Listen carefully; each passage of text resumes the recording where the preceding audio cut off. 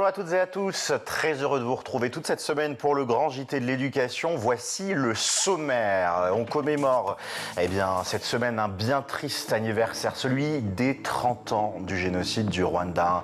Génocide qui a vu s'opposer une guerre fratricide des Hutus contre les Tutsis. Alors quelles ont été les implications de la France dans ce conflit? Comment faire ce devoir de mémoire et comment parler de ce génocide? C'est notre question du jour. Dans le Bon Point aujourd'hui, là aussi on va aborder un sujet assez dramatique, la question des noyades et les gestes qui sauvent, les gestes qui permettent de prévenir ces noyades, surtout pendant l'été. Enfin, dans sa chronique, Guillaume Buan va faire la lumière sur une éclipse solaire. C'est un peu antinomique, vous le verrez, mais il nous expliquera tout ça. Guillaume, que l'on retrouve tout de suite pour l'actualité en bref. Bonjour Guillaume. Bonjour à tous. Après l'émotion suite au décès jeudi dernier de l'adolescent de 15 ans à Viry-Châtillon, la piste du crime d'honneur est désormais privilégiée. Oui, sur les 5 personnes qui ont été déférées hier au tribunal judiciaire d'Évry, le parquet requiert notamment le placement en détention provisoire de 4 d'entre eux qui sont également mis en examen et écroués pour assassinat. Il s'agit de 2 adolescents de 17 ans, 2 frères de 17 et 20 ans.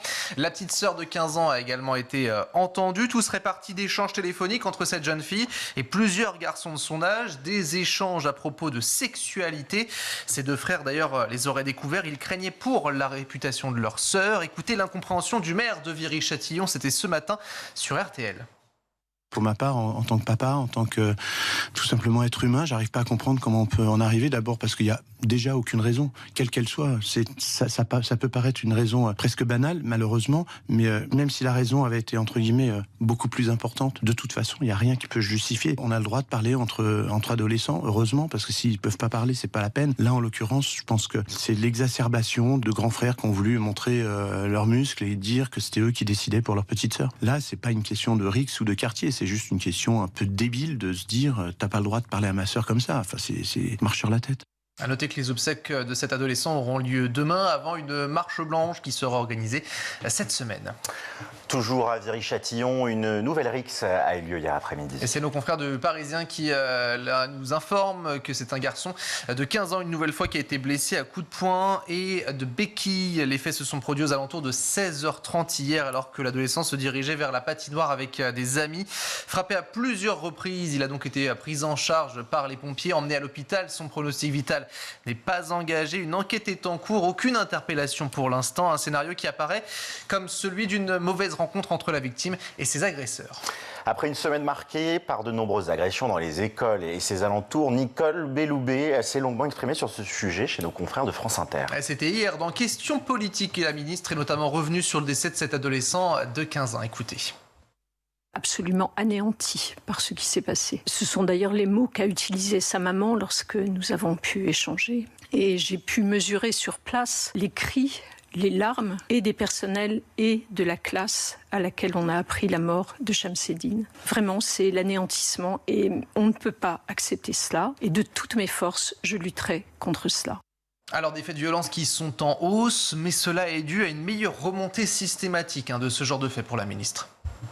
J'ai le sentiment d'une violence qui augmente en intensité. J'ai aussi la certitude que les faits qui nous viennent des établissements scolaires sont plus nombreuses qu'elles ne l'étaient auparavant. Mais c'est aussi parce que nous exigeons la fin du pas de vague. C'est parce que nous demandons que nous soit remonté l'ensemble de ces faits pour mieux les connaître et pour mieux les anticiper et pour mieux les sanctionner. La ministre qui réaffirme également son envie de pas de questions de troubles à l'ordre public, aux abords des écoles. Il faut donc davantage de sanctions. Écoutez. Il y a une gradation des sanctions. Au terme de cette gradation, on peut aboutir à une exclusion. Elle peut être changée d'établissement avec un suivi particulier. Il y a aussi des unités pour prendre en charge des élèves hautement perturbateurs. Il y a plusieurs réponses qui peuvent être apportées. Moi, je suis là-dessus intransigeante. On ne peut pas laisser des élèves sans aucune sanction ou en toute impunité. Par ailleurs, la ministre dit vouloir faire un bouclier autour de l'école, qu'il soit juridique, des forces de l'ordre ou encore des contenus des enseignements. À noter que dès la rentrée prochaine, il y aura une demi-heure de plus d'enseignement moral et civique. Un autre sujet abordé par la ministre qui fera d'ailleurs l'objet d'une émission demain dans le Grand JT de l'Éducation, ça a été dévoilé vendredi dernier, les changements dans le concours pour devenir professeur des écoles. Un parcours d'excellence, voilà les mots de la ministre qui entend redonner goût à un métier qui n'attire plus. Le concours se fera donc à Bac+3, c'est-à-dire au niveau de la licence et non plus au niveau du master.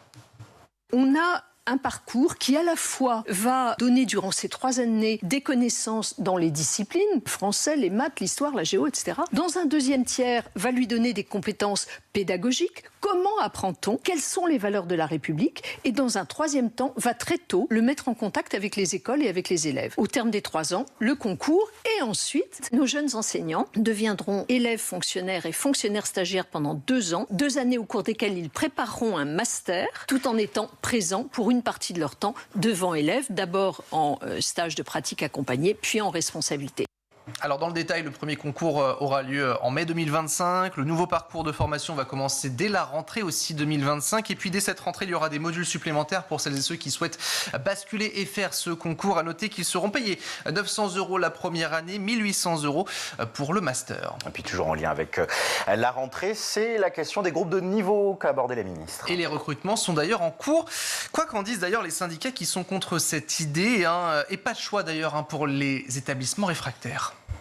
Il nous faut 2330 emplois pour mettre en place ces groupes de besoins en 6e et en 5e en français et en maths. Ces 2330 emplois, nous les avons. Nous les avons. Je ne suis pas en train de vous vendre de la poudre de perlimpinpin. Ce qui est plus difficile pour nous, c'est de trouver les personnes. Ce sont des titulaires, mais lorsque le besoin s'en fait sentir, nous devons recruter des personnels contractuels. C'est ce que nous avons commencé à faire depuis une semaine. Les femmes et les hommes qui seront sur les postes que nous avons, mais qui seront sur les postes à partir du 1er septembre.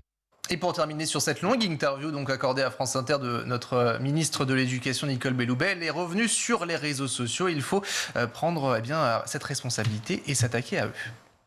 Je trouve que l'impact que prennent ces réseaux sociaux pour les jeunes est absolument catastrophique. Vous savez que théoriquement, dans les collèges notamment, on ne peut pas utiliser son téléphone portable. Je me demande s'il ne faut pas que nous procédions comme en Conseil des ministres, où nous déposons le téléphone à l'entrée des collèges. Au fond, est-ce qu'on ne peut pas faire une pause numérique complète pendant le temps du collège, pendant les 8 heures du collège?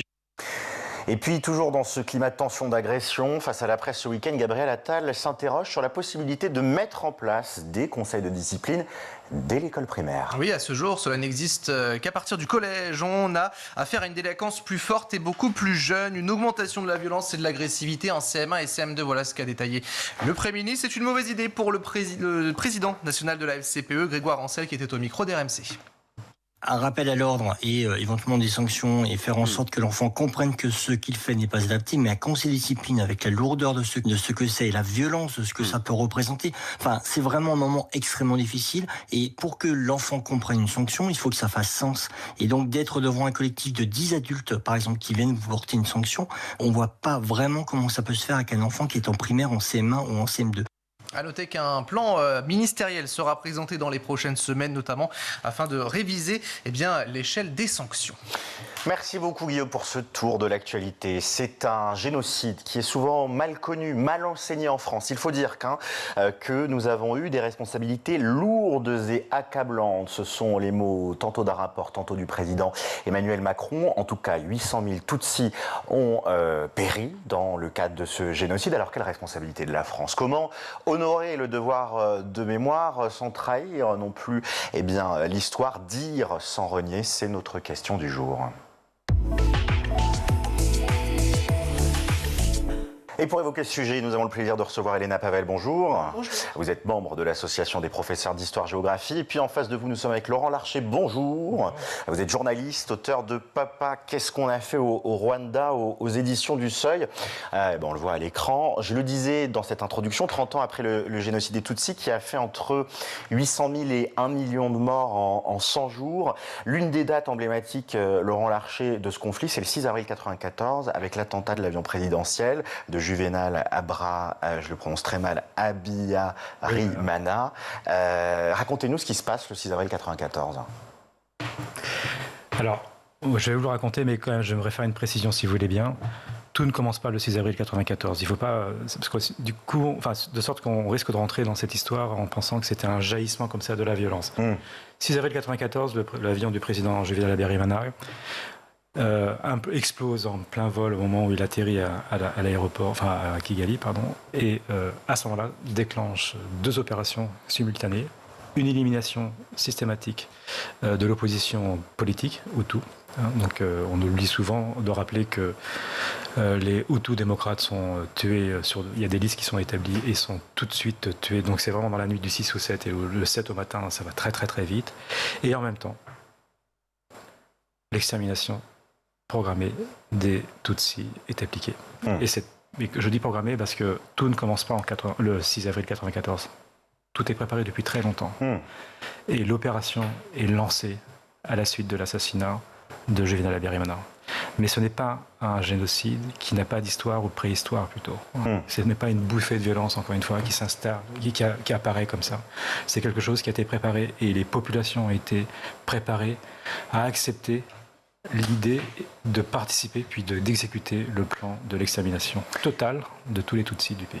C'est ce que vous précisez dans votre ouvrage, justement. Cette date, c'est la date emblématique et c'est celle qui marque le début de ce génocide, mais il est conçu et préparé bien des années avant. Vous expliquez que ça remonte même à l'époque colonialiste où les colons ont mis en place artificiellement cette espèce de haine entre Hutus et Tutsis.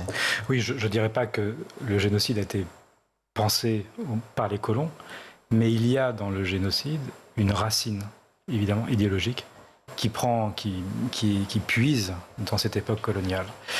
Mais j'insiste encore sur ce point, pardon, c'est un génocide qui est extrêmement sophistiqué, extrêmement pensé, qui remonte à loin, vous avez raison, qui a des racines intellectuelles.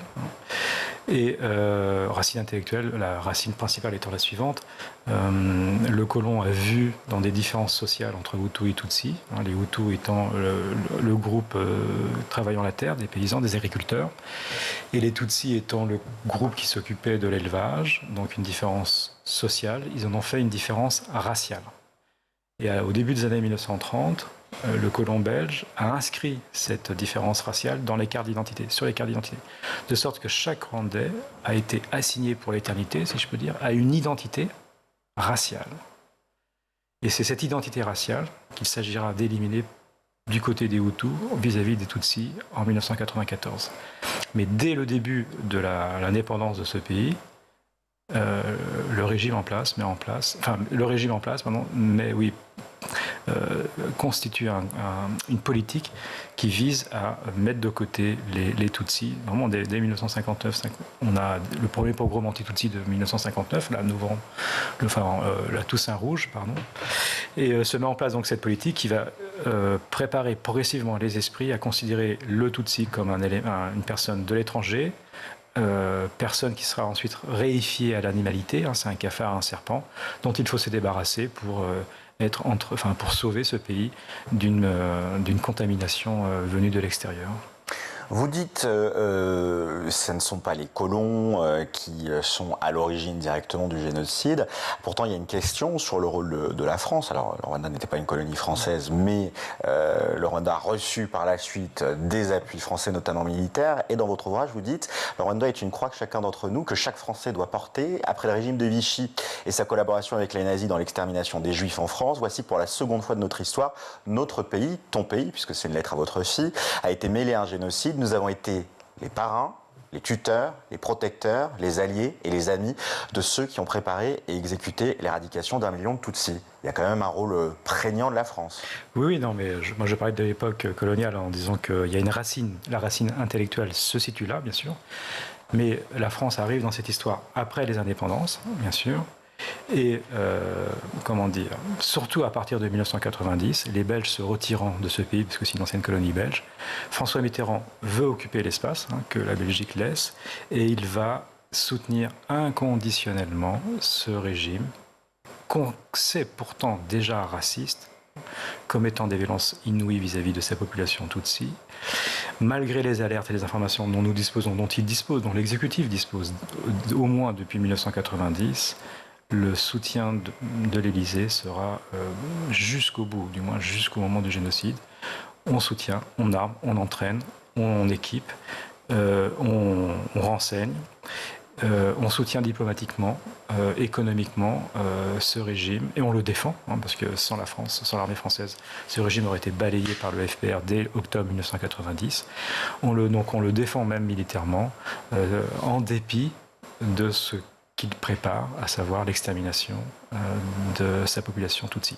Les choses sont dites dès la fin de l'année 90, dès le début de l'année 91, au chef de la coopération militaire française qui se rend sur place et à qui on dit, ses interlocuteurs de la gendarmerie et de l'état-major de l'armée rwandaise, lui disent, mon général, on veut plus de soutien de votre part, de la part de la France, plus d'obus, plus de mortiers, plus de grenades.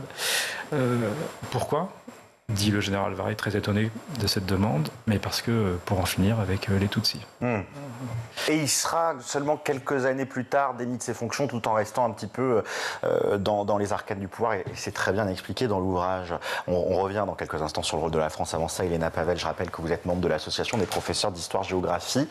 30 ans après, quel regard historique on porte en France, notamment dans le cadre des cours d'histoire-géographie, sur ce génocide ? Je vous le disais en off avant qu'on commence cette émission, moi qui suis bachelier de l'année 2013, ça n'était absolument pas au programme, ça n'a jamais été abordé. Est-ce que depuis 2013, les choses ont changé ? Oui, c'est entré dans les programmes en fait en 2019, vraiment clairement dans les programmes de classe de terminale, soit le tronc commun sur l'histoire de l'Afrique, soit cette option aujourd'hui qu'on appelle l'AGGSP, l'histoire, géographie, géopolitique, sciences politiques, où là, ça va être l'entrée va être par la justice en fait internationale. Et ensuite, Monsieur Laurent Larcher parlait de décolonisation. Vous pouvez aussi faire le choix en troisième d'évoquer le Rwanda soit dans l'histoire de la décolonisation, soit dans les conflits après 89. Soit aussi dans une histoire plus globale des génocides, en fait. C'est-à-dire inviter vos élèves à réfléchir sur la mise en place d'un génocide, quelle que soit l'origine ou la couleur de peau de ces victimes, en fait. Mais est-ce qu'il n'y a pas une difficulté avec ce génocide qui est celle d'une reconnaissance tardive du rôle de la France et donc de la difficulté peut-être à l'enseigner et à l'enseigner correctement ? Ça n'est que le 27 mai 2021, qu'en déplacement à Kigali, Emmanuel Macron a affirmé qu'il reconnaissait les responsabilités de la France. 2021, c'est il y a 3 ans. Avant ça, on parlait en 2010 dans la bouche de Nicolas Sarkozy de graves erreurs d'appréciation, d'aveuglement. Mais la reconnaissance de la responsabilité, elle n'est que très récente. En fait, pour construire des programmes d'histoire-géographie, il vous faut d'abord de la recherche.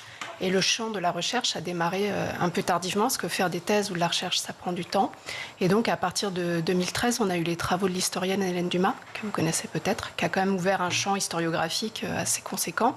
Et puis, plus tardivement, les travaux de Florent Piton. À partir du moment où vous avez des sources, où vous avez des historiens, des équipes de spécialistes, la commission aussi de Vincent Duclerc qui a travaillé dessus, vous pouvez ensuite construire des programmes d'histoire. Donc en fait, le professeur d'histoire n'est pas là pour indiquer ou pour juger en fait une forme de responsabilité. Il va s'appuyer sur des archives et puis sur la recherche surtout. Il y a un fond scientifique en fait à tout ça. C'est ce qui évite aussi le négationnisme. L'une des difficultés qu'il y a quand on évoque ce sujet du Rwanda, c'est que certains qui étaient au pouvoir à l'époque sont toujours soit aux affaires, soit très présents médiatiquement. Je prends le cas par exemple d'Édouard Balladur, qui était à l'époque Premier ministre et qui, quand un rapport pointe du doigt les responsabilités lourdes et accablantes de la France, répond sur un plateau de télévision « Je ne suis pas d'accord, j'ai tout fait pour qu'on ne reproche pas à la France ses responsabilités ». C'est la difficulté aujourd'hui de ces gens qui étaient au pouvoir et qui refusent d'admettre ce qui est une vérité historique. Alors, moi, je ne vais pas parler en leur nom, mais ce qui est très clair, c'est que nous avons été... parce que, en tout cas, nous, les journalistes, on a très vite travaillé sur cette question-là, sur la responsabilité de la France, mais vraiment quasiment en direct. Et nous avons été confrontés à un mur de déni juste incroyable. Et quand on va écrire l'histoire de la réception de cette histoire en France, ça sera, j'imagine, un des chapitres importants. Le déni du monde politique, de gauche comme de droite. Parce que nous sommes en 1994 dans une situation de cohabitation. Donc évidemment, le Premier ministre, comme vous l'avez dit, était de droite, le président était de gauche. Vous avez en fait tous ces acteurs de premier plan ont en tout cas le rapport Duclerc l'a clairement démontré, ont connu un naufrage réel et total, et pour ne pas dire absolu, dans la manière dont ils ont conduit notre politique extérieure dans ce pays. Et évidemment, ils ne veulent pas l'admettre. Il n'y en a qu'un qui l'a admis. Et je tiens à le signaler, c'est Michel Rocard, qui dès 1997 part au Rwanda pour comprendre ce qui s'est passé et établit un rapport incroyable dans lequel il exerce à la fois un examen de conscience de son aveuglement, mais également des responsabilités de la France dans un rapport qui n'a pas été à ce moment-là beaucoup débattu, c'est bien dommage, mais à ma connaissance du moins, c'était le seul homme politique de son niveau, ancien Premier ministre de François Mitterrand, qui a été capable de regarder, comme le disait très bien Peggy, de voir ce qu'on voit, et plus dur de l'écrire, bien sûr. Comment ça se passe quand on enseigne comme ça des pans de l'histoire, que ce soit le génocide au Rwanda, on peut penser aussi à la guerre d'Algérie. Est-ce qu'en tant que professeur d'histoire, on y va sereinement, ou quand on engage comme ça, d'une certaine façon, l'image de la France, quand on remet en question les responsabilités de la France, on y va avec difficulté, en prenant des pincettes? Comment ça fonctionne au quotidien, cet enseignement de l'histoire? Ah non, on est très serein. On est d'autant plus serein qu'on est bien formé, en fait. Donc on a besoin de formation. Par exemple, le centre qui forme aujourd'hui le mieux sur l'enseignement du génocide des Tutsis, c'est le Mémorial de la Shoah. Donc vous avez un fonds scientifique, par exemple, où vous avez aussi l'Association des professeurs d'histoire et de géographie qui vont proposer des journées d'études, des ressources en ligne, des comptes rendus d'ouvrages. En fait, on n'est pas là, on n'est pas le porte-parole d'une histoire nationale. Donc en fait, on va enseigner des faits du mieux qu'on peut. Pour ça, il faut être armé intellectuellement, il faut connaître les archives. Et ensuite, dire à des élèves que la France, à un moment de son histoire, a pu faire certaines choses, ce n'est pas non plus désavouer la France. C'est aussi montrer que l'histoire est une science qui s'appuie sur des faits.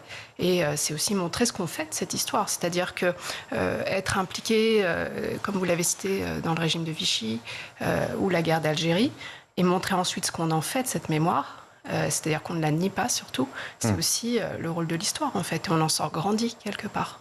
Et chez les élèves, il n'y a pas des réticences, des blocages? On échangeait récemment avec un enseignant qui nous disait au collège, j'ai le choix d'aborder la décolonisation soit sous le prisme de l'Algérie, soit sous le prisme de l'Inde. Eh ben, je vais plutôt aller vers l'Inde parce que je sais que ça va être moins clivant, que je vais moins heurter certaines sensibilités. C'est quelque chose que vous ressentez, ou est-ce que vous pensez que la discipline historique permet de se dégager du ressentiment personnel? Alors après, je ne peux pas parler pour l'ensemble des professeurs d'histoire-géographie. Dans mon cas, moi, je fais les deux. Je fais l'Inde et l'Algérie en expliquant aux élèves qui pourront choisir l'étude de cas qui trouvent la plus simple à apprendre, puisque ça peut tomber au brevet, par exemple. Je pense que ça dépend aussi de l'enseignant. Il faut être solide, en fait, en termes de connaissances et d'appui. Puis ensuite, vous avez plusieurs entrées aussi. Par exemple, pour enseigner le génocide, vous pouvez partir d'un ouvrage de journaliste. C'est une chose intéressante. Vous pouvez aussi rencontrer un ou une rescapée. Par exemple, Ibuka France, la Ligue de l'enseignement, maintenant, permet ce genre de rencontres très organisées, heureusement, comme on l'a fait avec les rescapés de la Shoah. Vous pouvez aller voir une pièce de théâtre, comme vous avez une saison de Machette qui va se jouer au mois de mai, par exemple.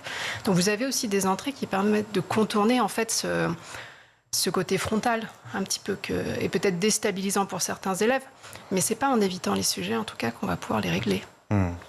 30 ans après ce génocide, Laurent Larcher, est-ce que vous pensez que la France a bien entamé ce qu'on appelle le devoir de mémoire à ce sujet-là, ou est-ce que vous pensez qu'il y a encore des réticences, des points de blocage? On entend, quand on parle de sujet, par exemple, cette idée du double génocide qui tendrait à minimiser un petit peu ce qui s'est passé avec les Hutus, c'est-à-dire l'idée de dire, et qui a été contrecarrée dans un certain nombre d'ouvrages, mais de dire que les Tutsis auraient également commis un génocide après. C'est du négationnisme d'une certaine façon. Comment vous sentez la France par rapport à tous ces sujets? Alors, comment dire?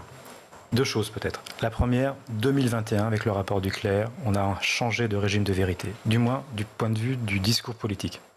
Parce que le discours académique était déjà assez clair, on va dire très clair, et pour ne pas dire le discours journalistique, était clair. Et au Rwanda, les Rwandais savaient très bien ce qu'avait fait la France, ils n'ont pas attendu le rapport Duclerc pour le savoir. Non seulement au Rwanda, mais je dirais même dans beaucoup de pays. Si vous lisez un peu ce qu'écrivent, ou la publication, la bibliographie américaine, canadienne, belge, sur cette question-là. Ils sont très très clairs. Ils n'ont pas attendu le rapport Duclerc pour établir cette responsabilité. Ensuite, grâce au rapport Duclerc, le pouvoir politique, à travers son président, a reconnu publiquement ce que tout le monde savait déjà, enfin tous les gens sérieux savaient déjà sur cette question-là. Ensuite, mais le rapport Duclerc le dit lui-même, c'est un point de départ, c'est pas un point d'arrivée. Il y a encore plein de choses à aborder, à travailler, à essayer de comprendre et à chercher. Et je voudrais juste parler d'une petite séquence à laquelle nous venons d'assister ce week-end. Comme vous le savez sans doute, il y a eu une espèce de cafouillage dans la communication de l'Élysée à propos du discours d'Emmanuel Macron à l'occasion de la commémoration du 30e anniversaire, à l'occasion de la 30e commémoration du génocide perpétré contre les Tutsis. Nous, les journalistes, nous avons reçu jeudi, des éléments de langage de la part de l'Élysée sur ce discours. Et un élément de langage, une phrase, avait fait beaucoup couler d'encre, qui était la France aurait pu arrêter le génocide avec ses alliés occidentaux et africains, mais n'en a pas eu la volonté. Absolument. Non, on n'a pas eu la volonté. Jamais on avait entendu ça de la part d'un président de la République en France. Jamais. Et bien entendu, ça a été beaucoup commenté dans la presse, La Croix, Le Monde, tout le monde, vous, j'imagine, tout le monde en a parlé. Les spécialistes ont, même Vincent Duclerc, a annoncé un pas décisif, ou un pas important, pardon. Enfin, tout le monde, les rescapés l'ont salué.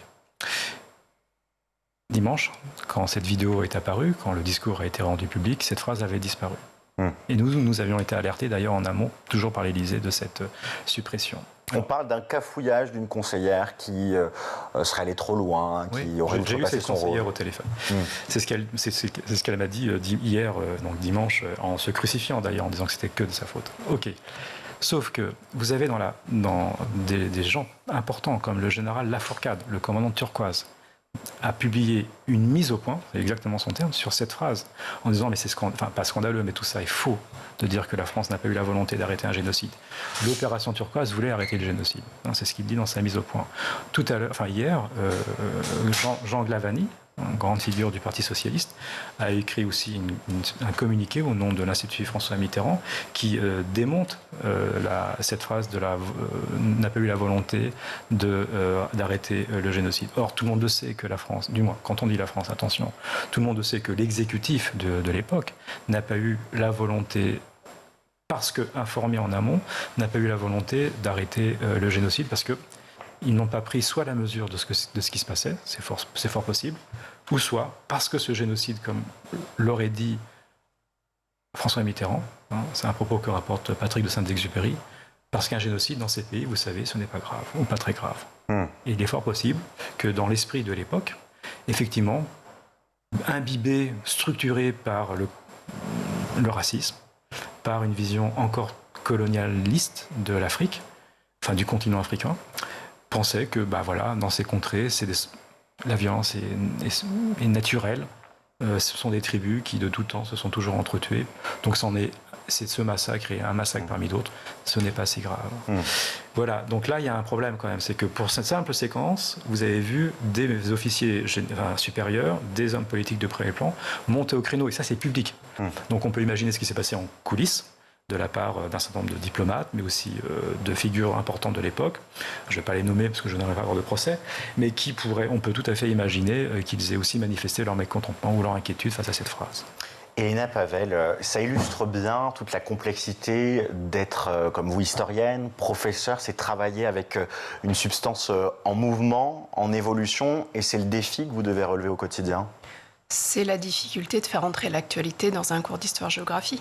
En fait, quand vous avez un attentat, quand vous avez un assassinat, quand vous avez une invasion comme l'Ukraine, vous avez des questions en fait de la part des élèves. Alors dans le cas des déclarations de ce week-end, peu de la part des élèves de 3e, mais je pense que les élèves de terminale qui suivent aussi tout ce qui se passe en éducation, en médias, en AGGSP vont poser des questions effectivement, et c'est intéressant ce que vous dites parce que ça, c'est un autre sujet en fait sur le Rwanda. C'est comment en fait la France gère ses archives ou sa mémoire, ou en tout cas quel regard on porte aujourd'hui sur ce qui s'est passé il y a 30 ans. Avec parfois certaines archives qui sont difficiles à avoir, avec des secrets. Impossible, je pense, à avoir. Il y a même des archives qui ont disparu.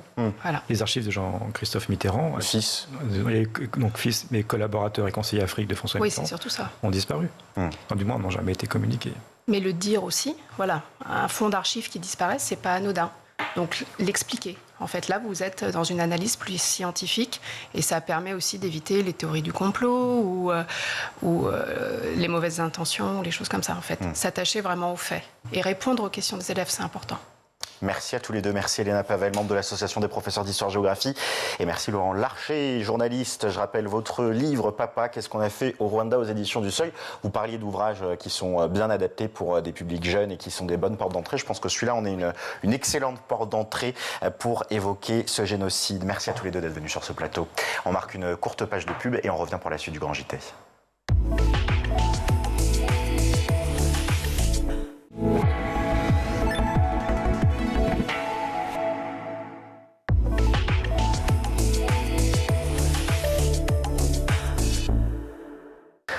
De retour dans le Grand JT de l'éducation, j'ai le plaisir de vous recevoir. David Suard, bonjour. Bonjour. Vous êtes directeur du développement, de l'enseignement et de la pédagogie de Récréa, spécialiste des questions relatives à l'apprentissage de la natation. Et on vous reçoit dans le cadre d'un week-end de lutte contre la noyade que vous organisez. Avant de parler de ce week-end, est-ce que vous pouvez nous présenter Récréa en quelques mots ? Alors, Récréa est une délégation de service public, donc nous exploitons des établissements pour les collectivités, donc essentiellement des centres aquatiques. Aujourd'hui, on a 98 centres aquatiques en France et aujourd'hui, on a aussi des établissements liés à d'autres activités physiques, sportifs comme par exemple le bowling de excusez-moi, je cherche mes mots. Au niveau des patinoires, on a des patinoires, on a des bowling et on a aussi le vélodrome de Bordeaux par exemple, pour donner un exemple. Donc plein de lieux de loisirs, de lieux où on passe du bon temps, mais quand même une question qui arrive à l'approche des vacances et qui est un peu au centre de votre campagne de communication. Votre enfant est-il vraiment en sécurité dans l'eau ? Pourquoi cette question ? Tout simplement parce que ça reste toujours un fléau. Aujourd'hui, c'est toujours la première cause de mortalité pour les moins de 25 ans, la noyade. Donc un enjeu important en France. Et on dit régulièrement aux parents, venez apprendre à nager à vos enfants. La question qui peut se poser au niveau des parents, c'est quoi le savoir nager ? Et c'est pas toujours très clair pour les parents. Alors qu'aujourd'hui, depuis peu, grâce au plan d'aisance aquatique qui a été mené par le ministère, on a des évaluations, des attestations qui sont claires et précises et sur l'ensemble qui soient des institutions ou des experts sur le savoir nager en sécurité aujourd'hui. Donc on voulait en fin de compte proposer aux parents de bien comprendre qu'est-ce que c'est le savoir nager et quels tests il faut obtenir pour que l'enfant soit vraiment en sécurité. Oui, parce que les parents peuvent se dire mon enfant a eu quelques cours de natation ou pas, ou voilà, ils savent pas trop ce qui s'est passé. Bon c'est bon, je vais pouvoir aller à la mer, je vais pouvoir aller dans l'océan.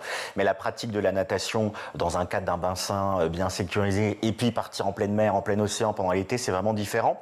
Là, ce que vous allez proposer pendant le week-end, ça va être vraiment des tests de natation pour les petits, mais aussi pour les grands ?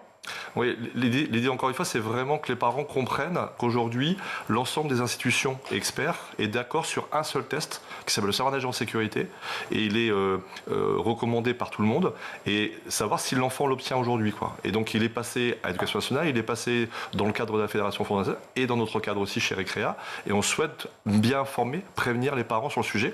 Mais vous avez raison, le deuxième sujet, c'est que ce savoir nager en sécurité est lié à un milieu artificiel, une piscine si vous voulez. C'est pas du tout la même chose si on va dans un milieu naturel, un lac, une rivière ou la mer bien sûr. Et l'enjeu pour nous, c'est justement, c'est pour ça qu'on a un partenariat avec la CNSM pour justement aller plus loin et de proposer aussi une attestation qui permet de voir si l'enfant, dans un milieu naturel, pourrait s'en sortir aussi, quoi. D'accord. On a inventé sur ce sujet-là une attestation aussi. Vous avez une centaine de piscines et de centres aquatiques qui sont gérés par Récréa, donc les enfants et leurs parents pourront venir gratuitement passer ces évaluations du pass nautique. De manière plus générale, au-delà de ces attestations, de ces évaluations, quels sont vos conseils pour aborder sereinement un été un peu nautique si on part dans une destination où il y a des piscines, où il y a la mer, où il y a l'océan? Qu'est-ce qu'il faut faire en tant que parent? La première chose, c'est déjà qu'il faut toujours avoir ses enfants sous l'œil. Donc la prévention, c'est toujours surveiller ses enfants.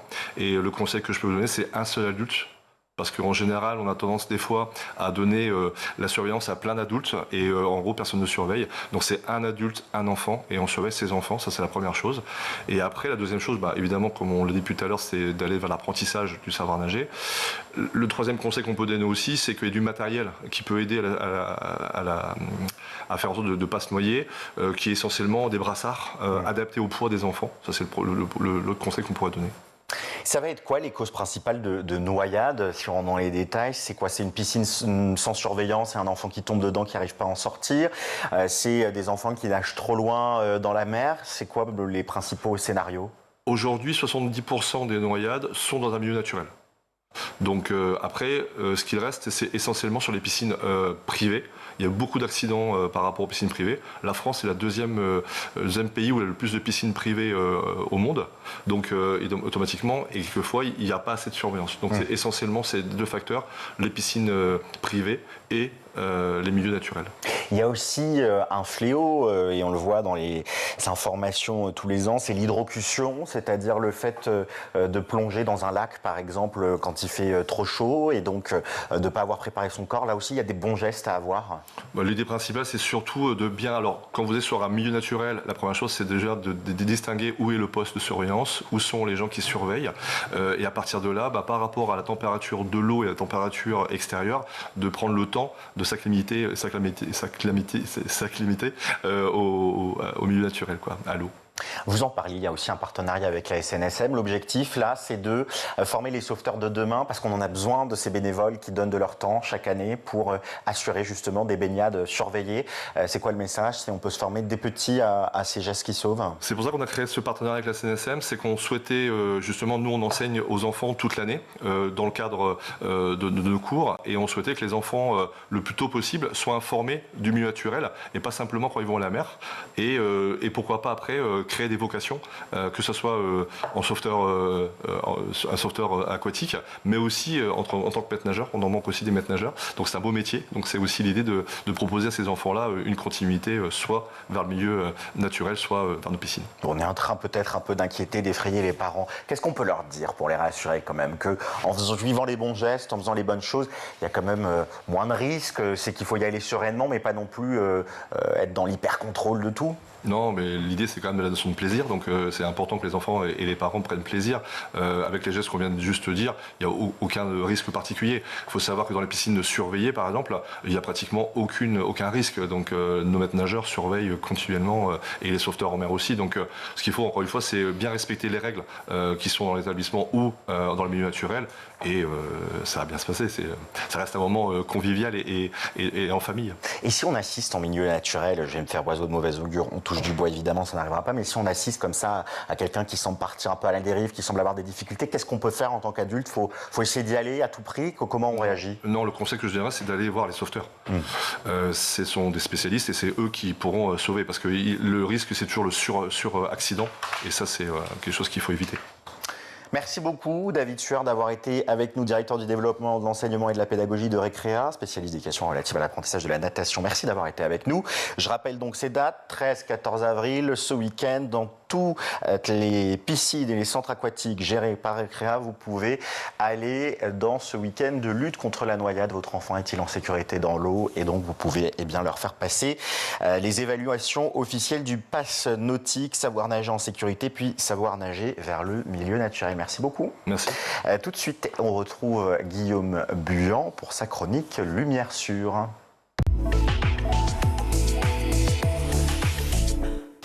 C'est une chronique qui porte extrêmement bien son nom. Aujourd'hui, Guillaume Buan, lumière sûre. Mais on aurait dû dire absence de lumière sûre, puisque vous allez nous parler, c'est vraiment nul comme lancement que j'essaie d'improviser, vous allez nous parler d'un phénomène exceptionnel qui attend les amoureux d'astronomie et qui a lieu en ce moment même. C'est une éclipse totale solaire. Effectivement, en France, la dernière fois, c'est en 1999. J'avais 1 an. Sinon, en 2021, voilà, c'était visible depuis l'Antarctique. Mais cette question, qu'est-ce qu'une éclipse solaire totale? La réponse de Christine Chapelle, elle est journaliste et spécialisée sciences et espace chez TF1. C'est lorsque la Lune vient passer entre la Terre et le Soleil, elle vient s'intercaler entre les deux, et donc elle va cacher totalement le Soleil. Alors la nuit en plein jour, pendant quelques instants avec des températures qui vont chuter, c'est ce que vivent actuellement plus de 30 millions de personnes aux États-Unis, au Mexique ainsi qu'au Canada. Vous le voyez sur ces images notamment. C'est un beau spectacle qui les attend. Un beau spectacle pour les yeux et les spectateurs. Et pour les scientifiques, c'est une mine d'informations. Oui, ce phénomène a un grand intérêt pour eux. Il est rare également.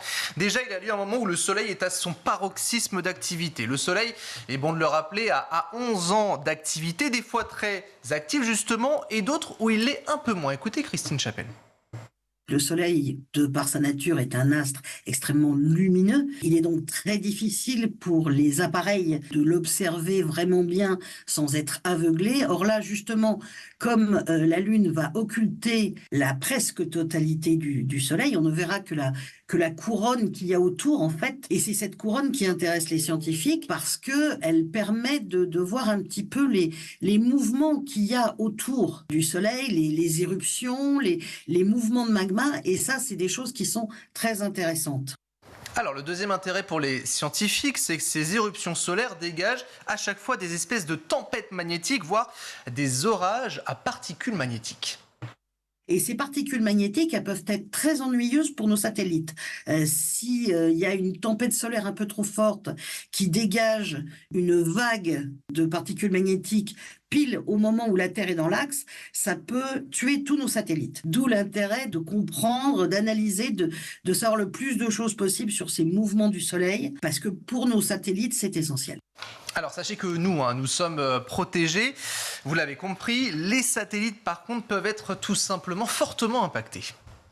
On n'est pas exposé pleinement, mais dès qu'on monte un petit peu en altitude, on est de moins en moins protégé. Donc effectivement, tout ce qui est nos télécommunications, tout ce à quoi servent les satellites, et ils servent quand même à beaucoup de choses, tout ça, ça peut être impacté par ces orages magnétiques. Bon, nous, le seul avantage, entre guillemets, que ça nous procure, c'est des superbes aurores boréales. Mais autrement, c'est vrai que pour nous, ça ne change pas grand-chose. Mais par contre, étant donné qu'aujourd'hui, tout marche avec les satellites, si demain, tous nos satellites tombaient en panne, on repartirait un siècle en arrière. Donc c'est très important et ces phénomènes rares sont donc très fortement scrutés. Ils ont d'ailleurs des conséquences et je vous dirais de bien vérifier sur vos animaux. On observe, à chaque fois qu'il y a eu des éclipses totales, on a observé des changements dans le comportement des animaux. Soit ils étaient très énervés, soit au contraire, ils allaient se coucher, ils pensaient que c'était la nuit. Ça a forcément un impact sur Terre et on ne sait pas encore tout. Donc, d'où l'intérêt d'étudier ce genre de phénomène. Alors sachez que pendant que tout le monde est en train de regarder, la NASA a envoyé 3 fusées sondes avant, pendant et juste après ce phénomène pour voir justement les effets que cela a sur nos satellites. Et nous, on peut aussi avoir des problèmes de sommeil comme les animaux ? Non, pas pour nous. Ça ne nous concerne pas. Mais pourquoi les animaux et pas nous ? Parce qu'ils sont plus réceptifs, plus sensibles. Et si on est sensible aussi ? Ça, à vous de voir, elle ne me l'a pas dit. D'accord. Moi, je pense que je vais mal dormir, parce que moi, dès qu'il y a un truc pas bien, comme la pleine lune. La pleine lune. Exactement, voilà. Ouais. Bon, c'est mon côté un peu ésotérique, bien sûr, et pseudosciences à consommer avec modération. Comment on fait pour suivre ce phénomène ? Eh bien, la NASA, vous savez, cette grande maison aux États-Unis qui suit tout cela, la NASA, organise une retransmission en direct de l'éclipse sur son site internet, sur sa chaîne YouTube. En fait, la retransmission sera donc par un télescope qui va comprendre plusieurs images et qui va suivre bien sûr l'étendue de cette éclipse en fonction des conditions météo et de donc cette progression à suivre sur YouTube juste après cette chronique si vous le voulez. En attendant, l'espace restera quoi qu'il arrive un mystère, écoutez. On n'en sait pas encore le millionième de tout ce qu'il y a à savoir. Et puis, notre Soleil, c'est quand même ce qui nous fait vivre. Donc, il faut quand même qu'on le comprenne autant qu'on peut, parce que tous ces mouvements sont importants. Et puis, peut-être que aussi, on va découvrir des choses qu'on ne soupçonnait pas, en justement braquant les télescopes, en envoyant des fusées pour observer ce phénomène. On va peut-être aussi découvrir des choses auxquelles on ne pensait pas, trouver des choses qu'on ne cherchait pas. Alors merci à Christine Chapelle d'avoir répondu à mes questions et puis notez ces rendez-vous en Europe. L'Espagne 2026-2027 au mois d'août. Pour la France, là, prenez note, rendez-vous le 3 septembre 2081. Est-ce qu'on sera encore là ? Je pense que oui. Je nous le souhaite. On sera fringant et on pourra vous présenter tout ça dans le Grand JT 80. Oh là là, je ne veux même pas calculer. Merci beaucoup Guillaume. Et donc vous irez regarder sur YouTube à la fin du Grand JT, pas à la fin de la chronique. Vous attendez la fin du Grand JT. JT, puisque tout de suite, on est lundi. Le lundi, c'est quoi ? Bonne question. C'est Ravioli et c'est surtout la découverte de l'invité du jour de la semaine même de Malika Ménard. Surprise, suspense, c'est tout de suite.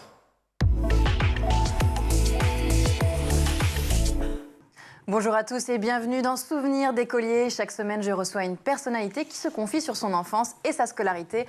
Et avec moi cette semaine, Philippine Lavray. Salut. Bonjour. Je suis trop contente d'être moi là. Alors, tu es autrice, compositrice, musicienne, au sens vraiment large du terme. Le grand public t'a découvert en 2016 dans The Voice. Depuis, tu as notamment été répétitrice pour Les Enfoirés pendant 7 ans. Et tu as intégré cette année la troupe En ton nom. C'était comment ? C'était très progressif, puisqu'en fait... 7 ans, oui, c'est progressif. C'est clair.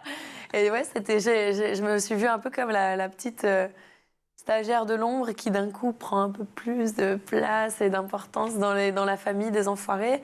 Et aussi, c'est les artistes tout autour, la bienveillance de la production, qui ont fait que progressivement, j'ai pris un peu plus de lumière au sein de la troupe.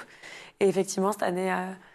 C'était un honneur et presque je me sentais un peu illégitime, c'est peut-être pas le mot, mais j'avais un peu peur qu'on croie que je pique une place. Alors du coup, j'étais toute gênée, toute intimidée. Et en fait, voilà, évidemment, j'ai été très vite rassurée et ils ont su me faire beaucoup de... Ils te connaissaient déjà tous. Oui, finalement. ils étaient trop contents pour moi. Tous les artistes attendaient aussi que je puisse venir avec eux. Donc quelque part, j'ai été bien entourée. Je suis trop contente. Et si tu es là aujourd'hui, c'est aussi pour nous parler de ton premier projet solo, avec notamment le single Libre à deux, qu'on va écouter dans un instant, et un premier EP qui s'appelle 8. C'est ça. Il y a 8 titres ? Il y a 8 titres, et c'était il y a 8 ans, mon déclic, on va dire, The Voice. C'était à quelques jours près, on est 8 ans tout pile, après le premier passage à The Voice, le jour de la sortie de l'EP, représente aussi ce cycle. C'est la boucle un peu de tout ce développement cette germe en moi qui d'un coup fleurit et donne 8, cette EP où il y a un peu de tout dedans, on peut chanter en soirée avec du Céline Dion, comme pleurer sur Parle-moi, ou faire une petite introspection avec Profil droit, ou Libre à deux. Et Libre à deux, justement. Ouais, Libre à deux, qui est pour moi la chanson d'amour ultime que j'avais envie d'écrire pour cette EP, parce qu'elle parle de tous les amoureux, pour tous les types d'amoureux, et j'avais envie qu'elle soit la tolérance en une chanson en fait, on fait ce qu'on veut, on aime qui on veut, et autant de personnes qu'on veut, voilà, comme on veut, et de la manière qu'on veut, qu'on soit dans un couple tradit ou moins tradit, et ben, faut pas se sentir jugé ou quoi. On écoute tout de suite Libre à deux, justement. Voilà. Je me fous de ce que l'on en pense, faut-il encore mettre sous silence l'envie d'être libre, qu'on nous laisse vivre. Je ne suis pas là que pour te plaire, et si l'on pensait à l'envers, on peut être libre de et toujours se regarder dans les yeux.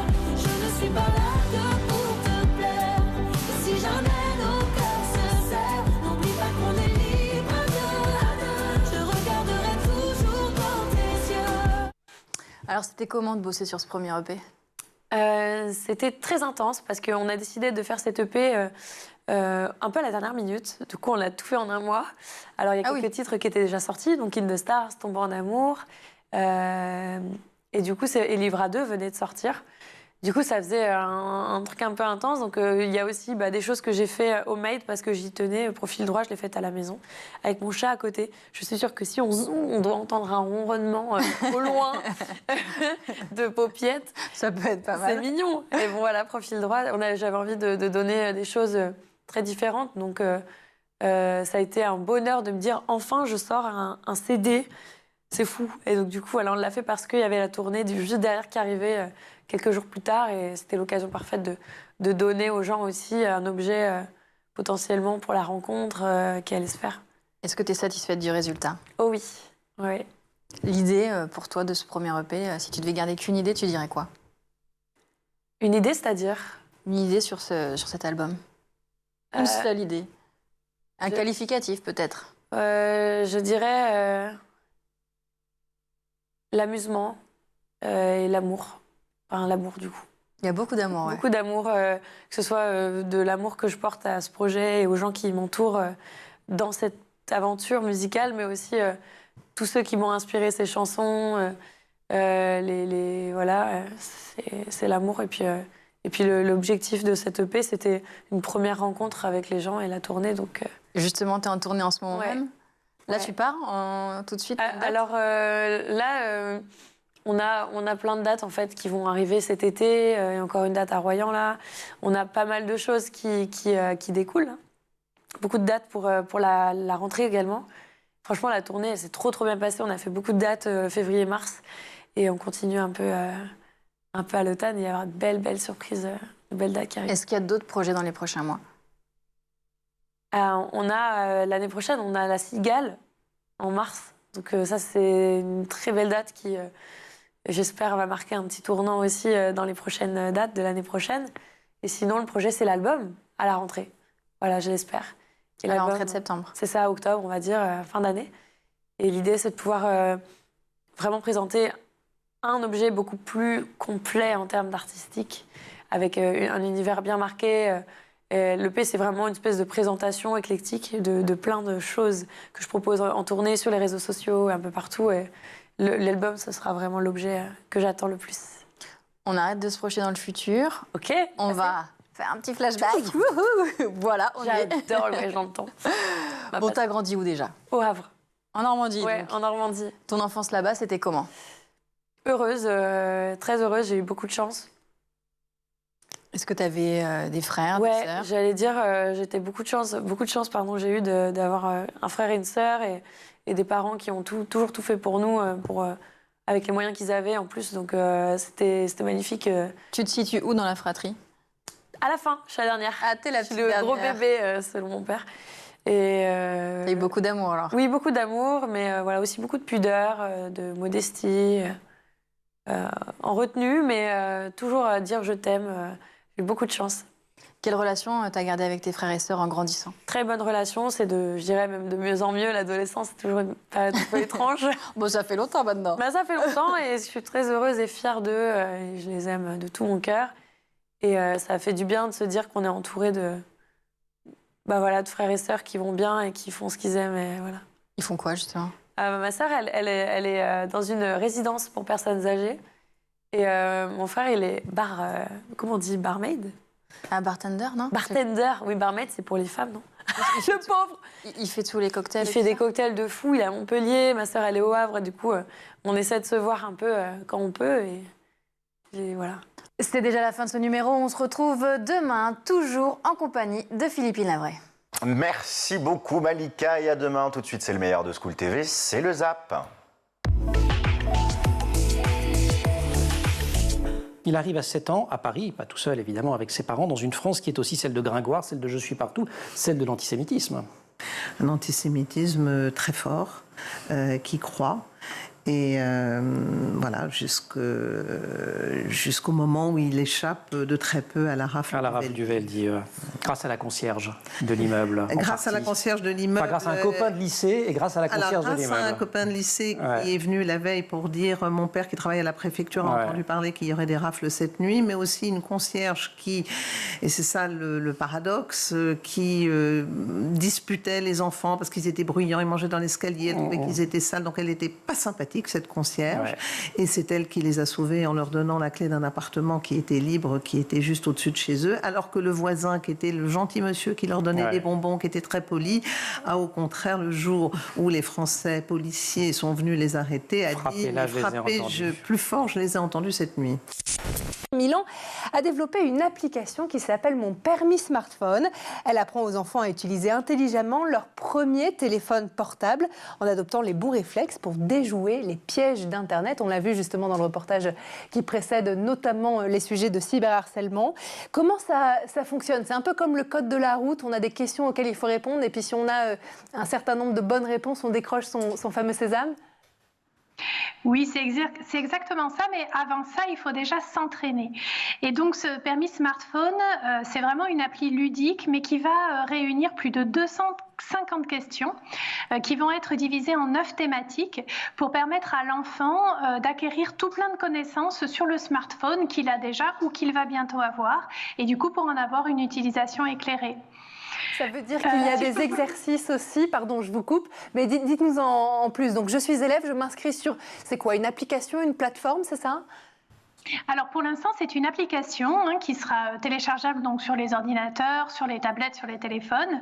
Et on espère, dans un deuxième temps, faire une proposition pour pouvoir travailler en groupe ou jouer en groupe, puisque c'est quand même ludique, et permettre du coup aux écoles et aux centres périscolaires de pouvoir s'en emparer et de l'utiliser avec plusieurs enfants en même temps.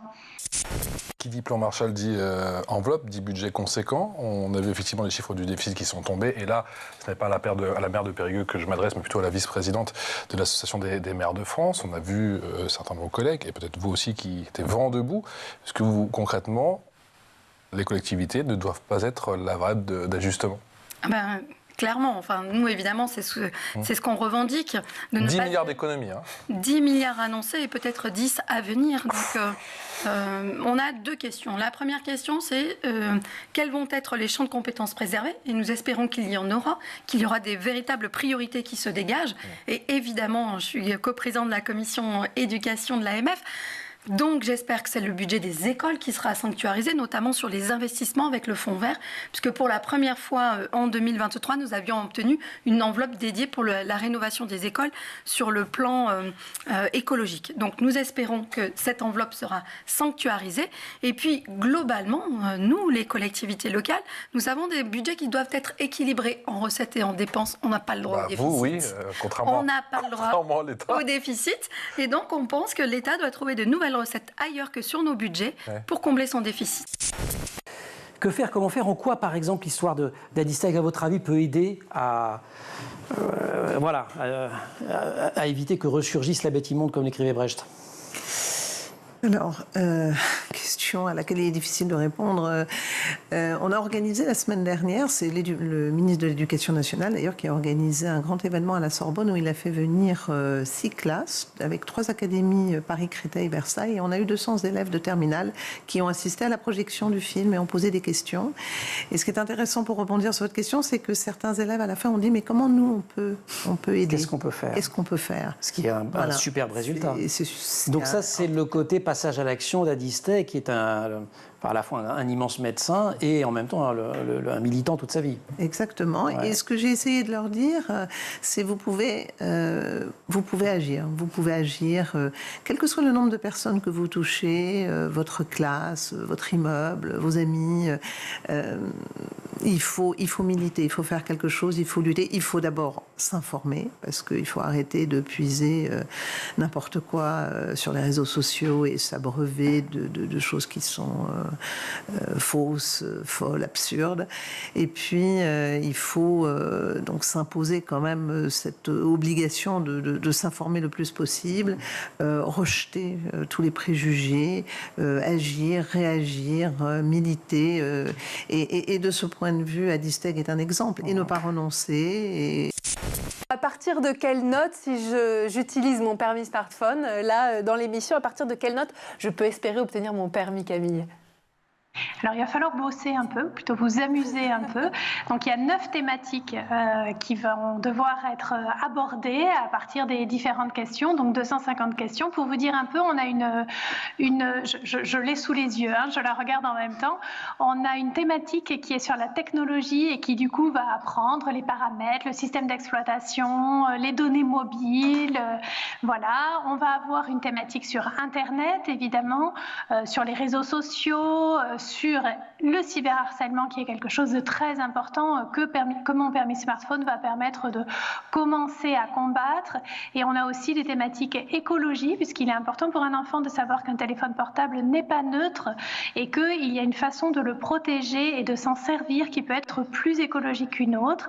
On va parler d'histoire, de vie privée, de bonnes pratiques.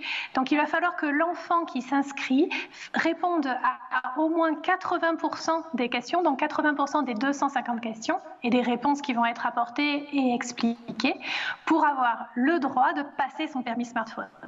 Et le permis smartphone, c'est rien d'autre que le code de la route, c'est 40 questions, exactement pareil, et si l'enfant fait moins de 5 fautes, alors il a son permis. Par contre, s'il en fait un peu plus, il faut retourner à l'entraînement.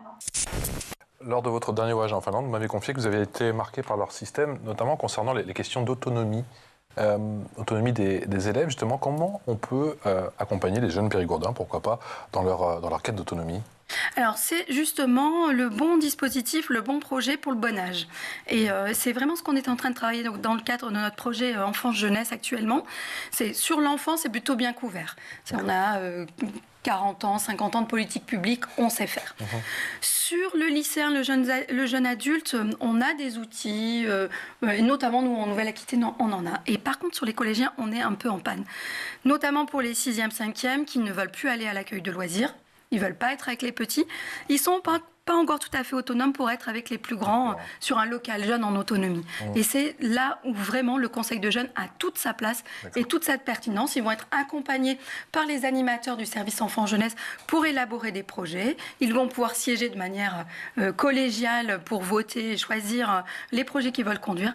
On va leur tenir la main vers l'autonomie. Voilà pour le ZAP, c'est la fin du Grand JT de l'éducation. Merci beaucoup de nous avoir suivis en direct ou en replay. Un grand merci aujourd'hui à la réalisation à Romain Luc, Héloïse Merlin-Ausson, au maquillage Benjamin Réglin, Laura Girard et Emma Ferré à la rédaction. On se retrouve demain ici sur le plateau du Grand JT de l'éducation. À demain.